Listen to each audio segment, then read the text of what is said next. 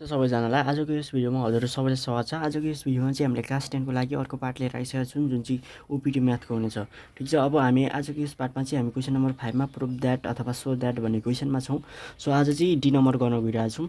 हामी डी नम्बरलाई कसरी गर्ने, यो डी नम्बर 3-4 वटा तरिकाले गर्न सकिन्छ। त्यहाँमध्ये दुईटा तरिका म तपाईँलाई सिकाइदिनेछु। त्यसरी यो पनि सेम नै हो, यो जसरी गरियो यो पनि त्यसरी गर्दा केही फरक पर्दैन। अनि त्यसै गरेर एफ नम्बर हेर्छौँ, यो सबै हेर्छौँ है त। सो अब ढिला नरिकन स्टार्ट गरौँ है त। सो अब यहाँनिर हेरौँ क्वेसन नम्बर डीको लागि है त। डी नम्बरमा के छ भन्दाखेरि 1/sin10 माइनस √3 बटे cos10 इजिकल्स टु 4 छ। अब यो बराबर चाहिँ 4 देखाउनु पर्ने छ। ठिक छ, अब हामी एलएचएसबाट एउटा कमन मेथड सबैले युज गर्छ होला। यो मेथड चाहिँ सबैले युज गर्ने एउटा कमन मेथड हेरौँ अनि अर्को मेथड हेरौँ। ठिक छ, अब यो हेरौँ 1/sin10 लाई चलाउनु भएन अहिले। 1/sin10 जस्ता तस्तै माइनस √3 भनेको कति त 1060 डिग्री, 1060/cos10। ठिक छ, अझै यहाँ हेरौँ 1/sin10 माइनस 1060 भनेको sin 60/cos 60 हो भने cos 10 अनि cos 60 भयो। यो बुझिन्छ कि बुझिँदैन, किनकि 1060 भनेको कति हो, sin 60/cos 60 हो। अनि cos 60 छँदैछ अनि यहाँ आएर अझै मुनि मल्टिप्लाई हुने हो नि त, हुन्थ्यो नि त। अब मल्टिप्लाई हुँदा यस्तो भयो। अब यहाँ हेरौँ, अब यसले यता एलसिएम, यसले यता cos 10 cos 60 यता cos 10 cos 60 minus sin 60 sin 10 divided by sin 10 cos 10 cos 60 हो। अब यहाँ हेरौँ अब यहाँ कम्पोजिसन एङ्गलमा जाँदैछ अथवा कम्पाउन्ड एङ्गलमा जाँदैछ, जुन चाहिँ cos A cos B minus sin A sin B भन्न खोजेको cos A plus B divided by यो भनेको sin 10 cos 10 डिवाइडेड बाई यो cos 60 भनेको कति त 1/2 हो, 1/2 हो। अब यहाँ हेरौँ cos 10 प्लस 60, किनकि यहाँ माइनस छ भने प्लस हुन्छ नि त। cos 10 प्लस 60 भनेको cos 70 अनि यो 2 माथि आउँछ, यो रेसिप्रोकल हुन्छ किनकि यो 1/ यस्तो फर्ममा छ। अब यो माथि आउँछ 2 × 2 भयो। अब sin 10 cos 10 हेरौँ है, sin 2 थीटा हुँदाखेरि 2 sin थीटा cos थीटा हुन्छ। ठिक छ, तर थीटाको ठाउँमा हाम्रो के छ त 10 छ। 2 sin 10 छ, यहाँ 10 छ, यहाँ पनि 10 छ, तर यो छैन भनेपछि हामीले यहाँ हेरौँ sin 2 × 10 भनेको कति त 2 sin 10 अनि cos 10 हो। तर हामीसँग यो 2 छैन, यति मात्रै छ भनेपछि यता यसो गर्न पाइएन।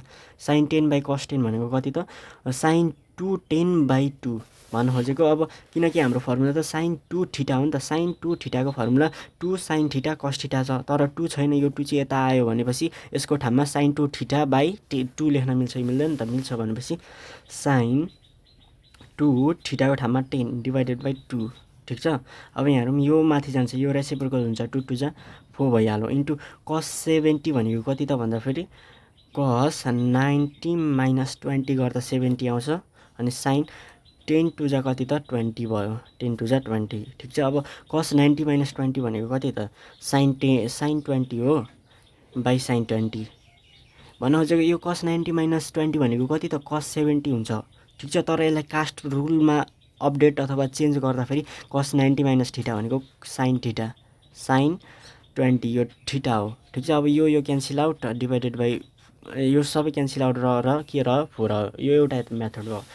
अझै अर्को मेथड हेर्ने हो भने अर्को मेथड गरिराख्नुपर्छ जस्तो लाग्दैन, यो मेथडले तपाईँहरू गर्न सक्नुहुन्छ है त। अब अर्को हेरौँ है त, क्वेसन नम्बर ई नम्बर पनि त्यस्तै हो। ई नम्बरमा पनि तपाईँहरूले त्यसरी नै गर्नुपर्छ। एफ नम्बर हेरौँ है त हामी अब। सो अब हाम्रो अर्को क्वेसन छ, क्वेसन कति हो, यो क्वेसन नम्बर एफ नम्बर हो।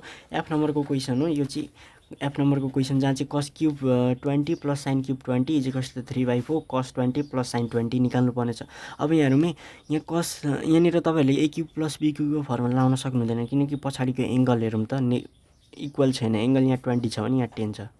ठिक छ, अब त्यसो भए हामीलाई थाहा छ कसको फर्मुला क्युबमा आउँछ कि आउँदैन। कस के को फर्मुला चाहिँ क्युबमा आउने खालको छ अनि साइनको के को फर्मुला चाहिँ क्युबमा आउनेछ भन्दाखेरि sin 3 थीटा अथवा cos 3 थीटाको फर्मुला आउँछ। अब cos 3 थीटाको फर्मुला हेरौँ। cos 3 थीटाको फर्मुला cos 3 थीटा भनेको कति त भन्दाखेरि 4 cos cube theta minus cos कति त भन्दाखेरि 3 cos थीटा हो। त्यसै गरेर अब हाम्रो क्युब फर्म छ, क्युब त क्युब नै छ नि त, हो कि नि त। अब cos 3 थीटा भनेको त के हो, 4 cos cube theta minus 3 cos theta. अब यो क्युब यहाँ छ, यो क्युब त यहाँ छ, ठिक छ, यो क्युब थीटा छ तर 4 छैन, अनि यो पनि छैन भनेपछि यसलाई हेरौँ है, यसलाई यता ल्याउँ, cos 3 theta plus 3 cos theta अनि divided by 4 is equals to cos cube theta. cos cube theta त छ नि त यहाँ, cos क्युब थीटाको ठाउँमा cos 3 theta plus 3 cos theta by 4 लेख्न सकिन्छ, हो सकिन्छ भने यहाँ हेरौँ, cos 3 अनि थीटाको ठाउँमा त 20 छ, इन्टु 20 अनि प्लस 3 cos थीटा भनेको कति 20 डिभाइडेड बाई कति त 4 अनि अब प्लस साइन क्युब 10 भनेको हेरौँ है, साइन 3 थीटा भनेको कति त भन्दाखेरि 3 sine theta minus 4 sign cube theta. Cube भएको फर्म छ, यसलाई यता ल्याइदिउँ, यसलाई यता लगिदिउँ भन्न खोजेको। अब 4 साइन क्युब थीटा यता आयो इज इक्वल्स टु यो उता हो 3 sine theta minus sine 3 theta. अब यहाँ हेरौँ साइन क्युब थीटा यहाँ पनि साइन क्युब थीटा छ तर 4 छैन भनेपछि sine cube theta is equals to 3 sine theta minus sine कति त यो क्युब थीटा डिभाइडेड बाई 4। अब यसको ठाउँमा कति लेख्न मिल्दो रहेछ, यो लेख्न मिल्दो रहेछ। अब प्लस कति त भन्दाखेरि 3 साइन थीटाको ठाउँमा कति 10 plus sign cube sign cube होइन है, साइन 3 थीटा हो नि यो त, साइन 3 इन्टु थीटाको ठाउँमा 10 3 जा 30 भयो अनि डिभाइडेड बाई 4 त 4 छँदैछ। अब दुइटैमा 4 कमन छ भनेपछि त दुइटै यसरी 4 होइन, अनि cos 3 इन्टु 20 भनेको cos 60 plus 3 cos 20 plus sine 3 sine 10 अनि प्लस साइन 3 इन्टु 10 भनेको साइन 30 कति त भन्दाखेरि एकछिन यहाँ हेरौँ यो माइनस हो नि, ठिक छ, यहाँ माइनस है, यो प्लस हालिदिन्छु मैले, साइन माइनस साइन 30 ठिक छ। अब cos 60 भनेको कति त 1/2 प्लस 3 cos 2 थीटा भनेको कति त भन्दाखेरि 3 cos 20 प्लस 3 साइन 10 माइनस यो भनेको साइन 30 1/2 माइनस 1/2 प्लस 1/2 क्यान्सिल 4 त छँदैछ। अब यहाँ बढ्ने 3 यहाँ पनि 3 भनेपछि 3 कमन तान्दाखेरि cos 20 प्लस साइन 10 अनि डिभाइडेड बाई यहाँ 4 छ, यो 4लाई यसरी यहाँनिर लेख्दा केही फरक पर्दैन किनकि 4ले यता मल्टिप्लाई गर्दा 4 नै हुने हो, 3ले दुइटैलाई मल्टिप्लाई गर्छ, सो यसरी बुझ्नु पऱ्यो है त। अब अर्को हेरौँ है त, अब अर्को जी नम्बरको क्वेसन छ 10 पाई/4 प्लस थीटा माइनस 10 पाई/4 minus theta is equals to 2 10 2 theta निकाल्नु छ। अब यसको लागि हेरौँ एलएचएस मैले साइड राखिनँ, यहीँबाट डाइरेक्ट लेखेँ, 10 पाई/4 भनेको कति त पाईको भ्यालु 180 डिभाइडेड बाई 4 भनेको यसमा कति हुने रहेछ, यसको पाई/4 को ठाउँमा 45 लेख्न सकिन्छ divided by theta minus 10 45 minus theta, ठिक छ।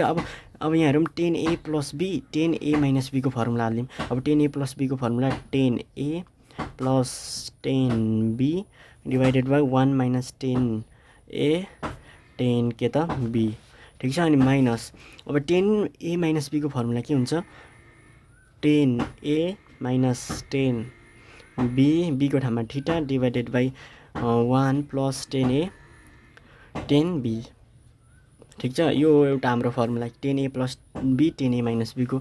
अब हेरौँ 1045 भनेको 1 plus 10 theta divided by 1 minus 10 theta हो, माइनस यहाँ हेरौँ 1 minus 10 theta divided by 1 plus 10 theta.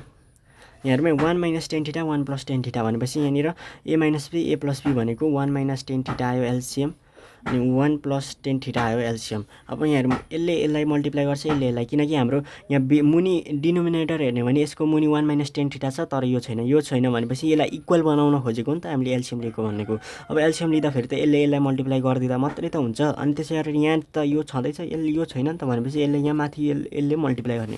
अब 1 प्लस 10 थीटा यहाँ पनि 1 प्लस 10 थीटा भनेपछि 1 प्लस 10 थीटाको मैले डाइरेक्ट होल स्क्वायर लेख्न सक्छु नि, हो कि नि त, किनकि 1 plus 10 theta into 1 plus 10 theta आउँछ, त्यो भनेको a प्लस b a अनि टाइम्स a प्लस b भनेको a प्लस b को whole square minus 1 plus 10 theta 1 minus 10 theta त यहाँ छँदैछ अनि फेरि 1 minus 10 theta 1 minus 10 theta 1 minus 10 theta भनेको कति त 2। कस्तो यसलाई कसरी पनि सम्झिँदा भयो भन्दाखेरि 1 प्लस 10 थीटालाई a सम्झिने अनि अर्को पनि a छ नि त, a इन्टु a भनेको त a स्क्वायर भने जस्तै होइन त, यो पनि त त्यही त हो। अब यहाँ हेरौँ 1 प्लस 10 थीटाको होल स्क्वायर फर्मुला लगाइदिँदा हेरौँ है हामीलाई के चाहिएको छ 2 tan थीटा भनेपछि हामीले होल स्क्वायरको फर्मुला हेरौँ है त नत्र a square minus b square लगाउँदा नि हुन्छ यहाँनिर a यहाँनिर b जस्तो देखिरहेछ नि त अब हेरौँ है त अब यसमा केही नसोचिकन a स्क्वायर माइनस b स्क्वायरको फर्मुला लगाउने अब यो भनेको a भनेको यति माइनस b भनेको कति त a माइनस यो भनेको त a माइनस b भनेको कति छ 1 छँदैछ यो ब्राकेट खोल्दा प्लस अनि tan theta a minus b अनि a plus b 1 plus tan theta ठीक छ अनि प्लस 1 माइनस tan थीटा किनकि a plus b a minus b किनकि यहाँ त माइनसले एफेक्ट गरेर प्लस भएको अब 1 a minus b a minus a plus भनेको 1 माइनस tan स्क्वायर थीटा हो कि नि त किनकि a square minus b square 1 स्क्वायरको 1 को स्क्वायर 1 नै हो ठीक छ अब यहाँ minus 1 plus 1 10 plus 10 2 tan theta